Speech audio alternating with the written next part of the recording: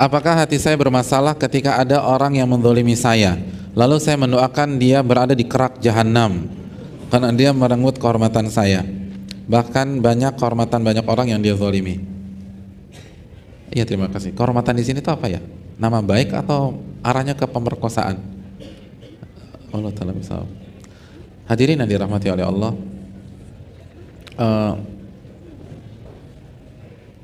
kita boleh mendoakan yang buruk kepada orang yang zalimi kita, karena salah satu doa yang dikabulkan adalah da'watul mazlum, doa keburukan dari korban ke pihak yang menzalimi. Tapi mengatakan fa innahu laisa bainahu bainallahi hijab, tidak ada tabir antara doa orang yang terzalimi dengan Allah, jadi langsung akses langsung dan Allah kabulkan. Namun kita juga harus fair. Di kerak neraka itu tempatnya orang munafik. Selama dia bukan orang munafik, insya Allah dia nggak ada di sana, gitu loh. Karena itu memang tempat khusus orang munafik. Jadi ini yang perlu kita camkan. Yang kedua, catat baik-baik ucapan Syekhul Islam Ibnu Taimiyah berikut ini. Ini penting.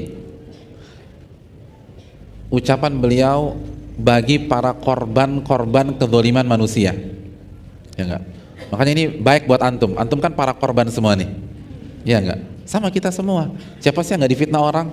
Siapa yang nggak digibahi orang? Siapa yang nggak ditipu orang? Kita semua ini korban, dan kita juga pelaku pada waktu yang sama mungkin. Nah, kalau kita korban, Syekhul Islam mengatakan begini. Ini luar biasa perkataan ini. Kata beliau, "Idza ra'aita ahadan adzahun nas wala ya'udu ila nafsihi bil laumi wal istighfar fa'lam annal musibah hiyal musibah." Kalau Anda melihat seseorang dizalimi oleh manusia, disakiti oleh manusia, lalu dia tidak mengembalikan kasus ini ke dirinya sendiri, tidak mengevaluasi diri, tidak mengaudit diri, dan tidak menyalahkan dosa-dosanya, kesalahannya, lalu tidak beristighfar, maka inilah musibah yang sesungguhnya, kata Syekhul Islam. Oh, dalam tuh.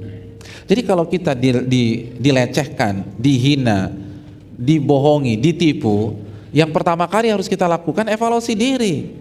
Karena Allah berfirman dalam surat Asy-Syura ayat 30, "Wa ma asabakum min musibatin fabima kasabat aydikum." Apapun yang menimpa Anda itu disebabkan dosa-dosa Anda. Dosa, ini gara-gara dosa nih. Tapi Ustadz, dalam kasus ini saya benar-benar korban, betul. Dalam kasus ini Anda nggak berdosa. Tapi apakah ketika Anda hidup Anda cuma berinteraksi dengan satu kasus? Anda kan berinteraksi dengan banyak kasus. Bisa jadi dosa Anda di kasus yang kelima, kenanya di kasus kedua. Jadi evaluasi diri. Ini kita salah apa nih sampai dia lecehkan saya? Saya khilaf apa sampai dia fitnah saya? Evaluasi diri.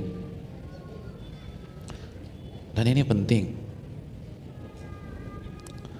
Dan ini berat. Kalau orang kena penyakit, dia akan lebih mudah evaluasi diri. Karena nggak ada kambing hitamnya. Tapi kalau udah jelas-jelas dia nipu saya Ustadz, kan susah nyalakan diri sendiri. Wong ini kambing hitamnya jelas kok. Semua paham bahwa dia yang nipu. Tapi dalam Islam kita diajak naik ke level yang lebih tinggi. Kalau Anda ingin berkembang, evaluasi diri. Karena saya ingin kezaliman orang kalau pakai kacamata akhirat merugikan kita atau enggak? Kezaliman orang lain kepada kita, kalau kita lihat pakai kacamata akhirat, itu merugikan atau menguntungkan? Menguntungkan. Jadi nggak perlu kita pikirin dianya, yang perlu kita pikirin dosa kita nih. Karena dosa kita akan menghancurkan kita. Kalau kezaliman dia, itu akan menggugurkan dosa, meningkatkan derajat. Lalu nanti pada hari kiamat, pahalanya kita ambil atau kita transfer dosa kita kepada dia. Ini kan menguntungkan. Yang jadi masalah dosa kita. Jadi evaluasi dosa, karena semuanya gara-gara dosa kita. Saya ingin tanya sama antum. Antum punya masalah dengan mafia nomor 1 di Bandung. Lalu antum digebukin. Yang gebukin antum mafianya atau anak buahnya? Anda tanya, yang gebukin antum mafianya atau anak buahnya? Anak buahnya. Mafia mah gak main sama antum. Ada yang bisa selesaikan dia? Siap dan selesai antum gitu loh. anak buahnya. Sekarang antum punya masalah dengan syadidul iqab, al-jabbar, al-azim, malik yaumiddin, Allah subhanahu wa ta'ala. Maka Allah dengan mudah membalas antum melalui hamba-hambanya. Itu yang harus kita renungkan. Jangan melihat pakai kacamata kuda. Ketika kita maksiat, itu kita masalah dengan yang punya neraka, yang punya alam semesta, yang kalau marah tidak ada yang bisa menandingi kemarahannya, yang kalau menyiksa paling pedih siksanya. Allah balas kita melalui hamba-hambanya, dan itu yang terjadi. Jadi ketika dizalimi orang, nggak usah mikirin dia, mikirin kita lah. Ini kita, masalahnya kita. Allah balas melalui dia. Dan ini konsep berpikir luar biasa. Kenapa? Karena dengan kita punya konsep ini, kita akan semakin berkembang. Kita akan semakin cerdas secara emosional. Kita akan semakin dewasa. Kita akan semakin bertakwa. Kita akan semakin beriman. Kalau fokus kita kepada tuh orang dan kezalimannya, maka waktu kita habis cuma mikirin dia doang. Orang kalau lagi kesel, lagi kecewa, biasanya dia ngapain? Dia curhat misalnya. Dia curhat. Dia ceritakan kejadiannya kepada sahabatnya. Curhatnya kan bukan 5-10 menit. Misalnya curhat 2 jam. Berarti 2 jam itu habis percuma. Cuman melampiaskan aja. Tapi kalau kita kembalikan kepada diri sendiri, 2 jam itu kita bisa gunakan untuk mengaudit dosa kita.